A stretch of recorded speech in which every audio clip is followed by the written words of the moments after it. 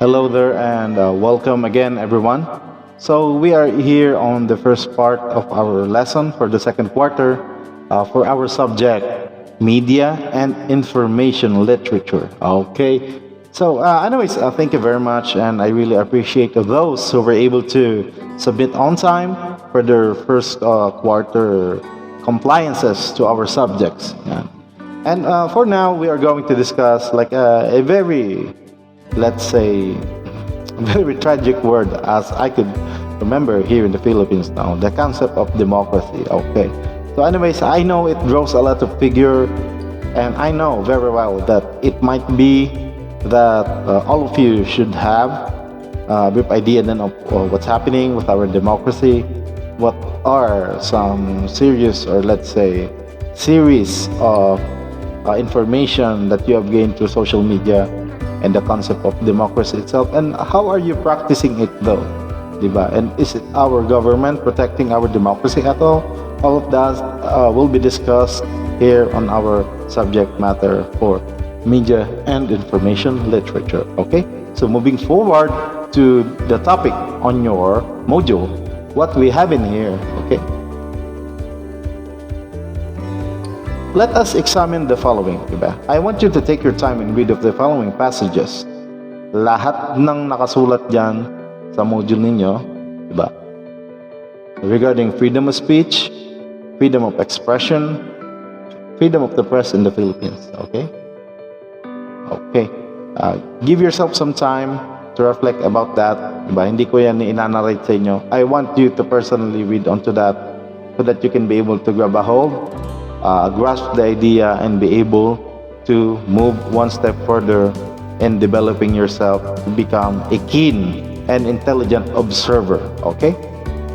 So moving forward to that, we can see in here a certain picture saying, sabi na dito, voting is a right that is important in a democratic society.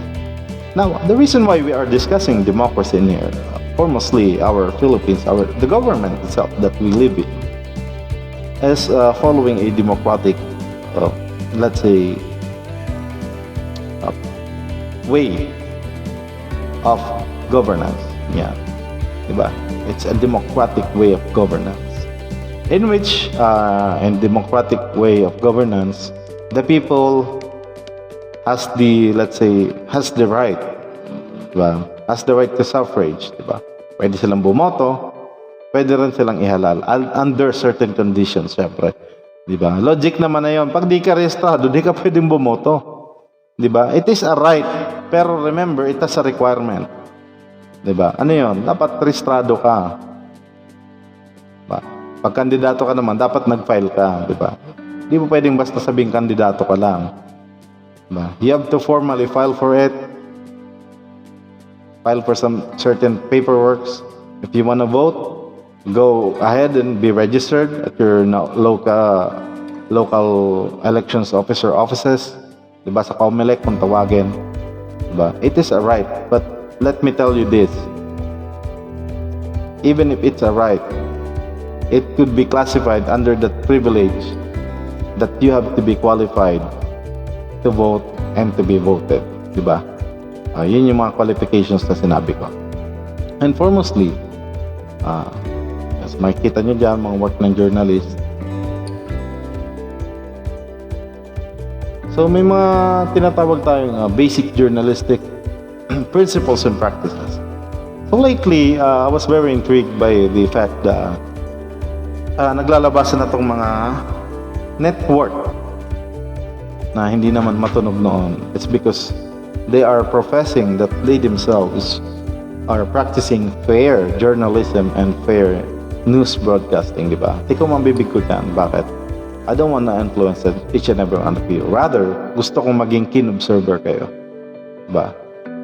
Well, I can tell, I have identified many channels that talaga naman totoo, legitimately. They profess fake news. Diba? In a profound way, sila mismo, they are being used by politicians. And you can observe that, diba? It's not a misnomer to us, you know. Pag tayo magbolaan dito, Ginagamit sila ng ibang tao under certain network. Ginagamit sila ng politicians to influence others, di ba? Meron pa ako nakita dyan sa survey. Online survey nilang dinaya pa. Talo pa sila ni Rastaman. Di ba? It became the darling of the press and of the people on social media then. Diba? Pumutok ng parang bomba yung pangalan niya. Bakit? It only presupposes that people are being fed up at these fake news. Diba? Fake news, kaliwat kanan, hindi mo alam kung ano yung nangyayaring tama at mali. Maliban na lang kung keen observer ka. Kaya, I highly suggest always do your own research. Do your own research. Especially when it comes to media, broadcasting, and journalism, do your own research. Okay? And meron tayo tinatawag na fair and balanced reporting, editorial independence, and plurality and diversity. So lahat ng yan, pinoprotekta ng batas. Diba? But come to think about it, class, especially in the social media platforms, papangalanan ko na Facebook. Do you really think you reserve the right to just go ahead and tell everything the world na lumabas sa utak nyo just because you felt like saying it too?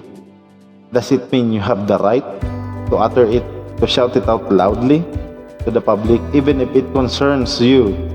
Diba? Even if it concerns you, showing a side of you in which baka magkaroon ng prejudice sa side ng iba, baka i-judge ka nila. Diba?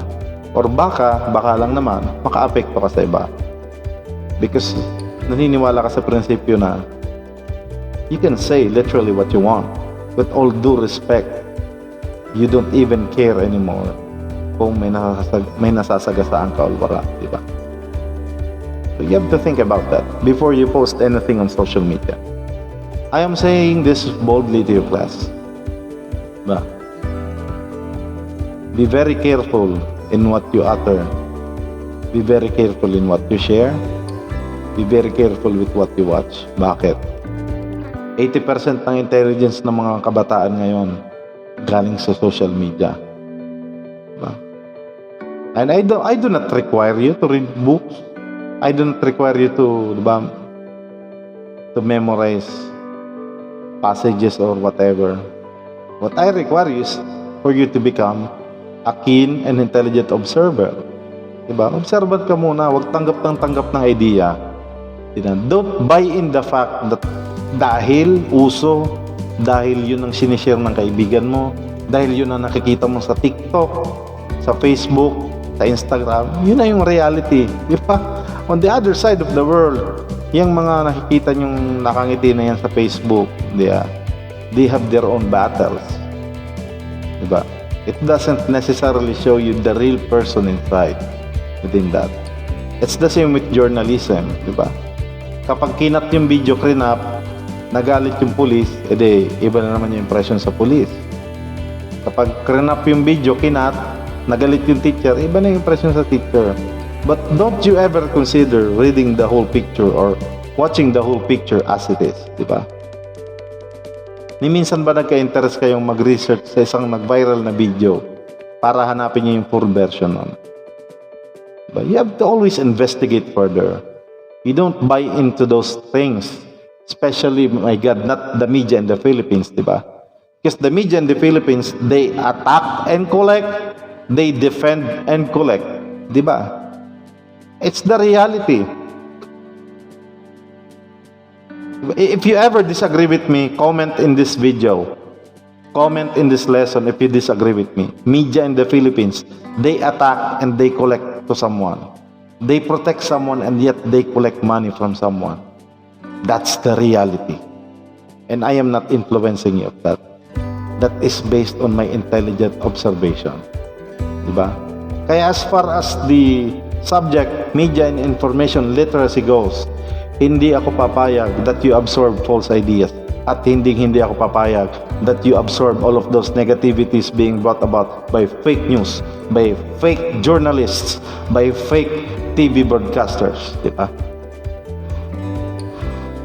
Walang makakatalo sa taong matinong mag-isip. Matino yung judgment. Yes, a sound judgment. Diba? And paano nyo mapapractice yun? Try to read between the lines. Try to buy in the both sides of each topic. Diba? Do your own research. Ika nga, paulit-ulit kung sasabihin yan. And it will never brought you into this kind of idiosyncrasy, this fallacy that is being brought about the Philippine media. It is quite concerning, di ba? Kaya nga I chose my videos to include myself in some ways para expression-wise mai-cultivate ko sa inyo, maituturo ko sa inyo how serious I am in teaching you the right way. Diba? You always do the right things. You always think of the right thing. Hindi kayo papahamak nun. Diba? But you yourself being indulged, diba? You yourself being drowned into the pool of, let's say, fake news everywhere. Fake news na lang araw-araw nakikita nyo. Oh, wala. Bibigyan ko kayo example noon. Isang napakasikat na TV network, di ba? Anong binalita nila nung may nalunod sa Binyan, sa De La Paz? Sabi nila, nalunod daw yung mga bata dahil kukuha ng module. Sinisi pa yung teacher, sinisi pa yung module. Oh, pero nalunod lang talaga yung bata kasi inutusan sila. Diba? They always have to add up to something to spice it up para tangkilikin ng masa. Diba? They have to use power words. O di yung mga tao na mananauto, nag-click sa news, pinayaman nyo lang yung mga journalist na gumawa nun, yung TV network. Diba? That is what I am trying to emphasize. Diba? So much for that.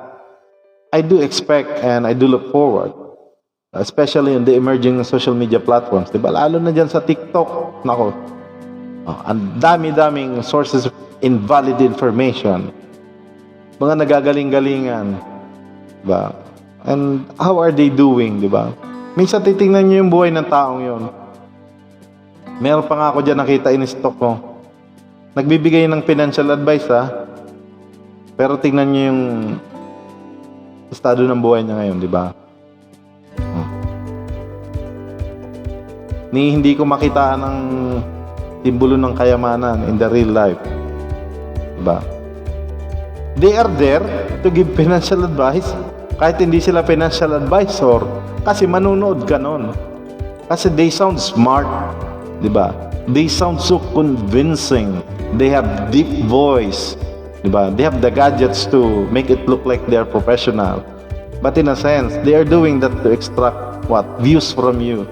To extract likes from you. Diba? Think about it.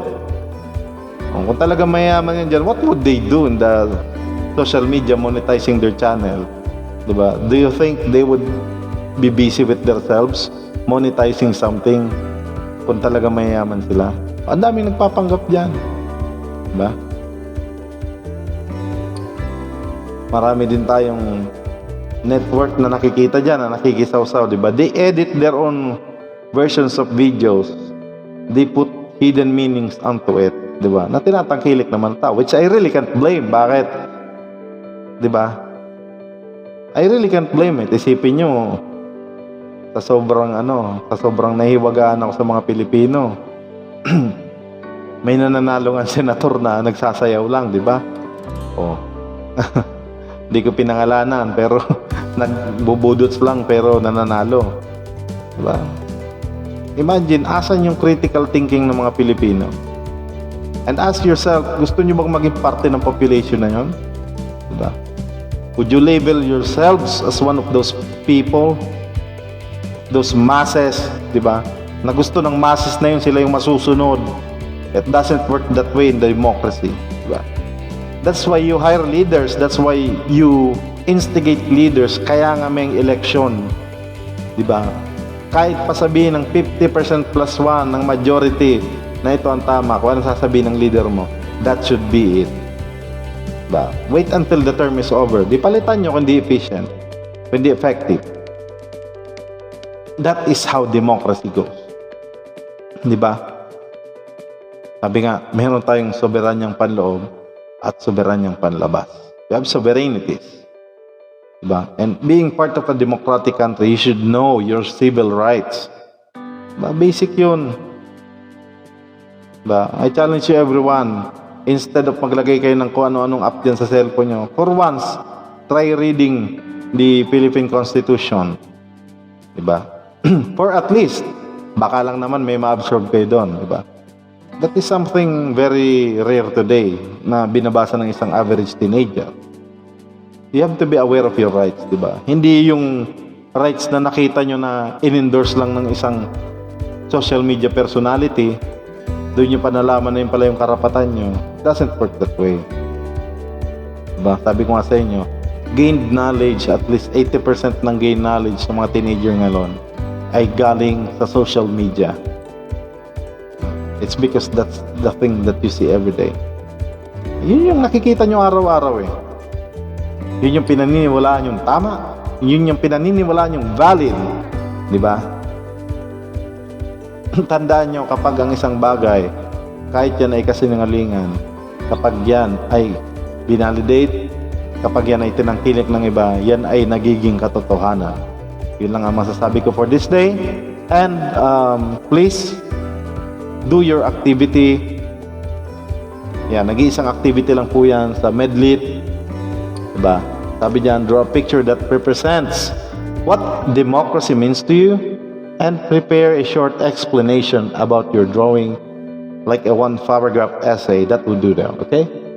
So, yeah, I do look forward for that. You continue your subject matter tasks and be able to submit on or before the deadline as always, okay? Well, you do have a great day then and stay safe. God bless you.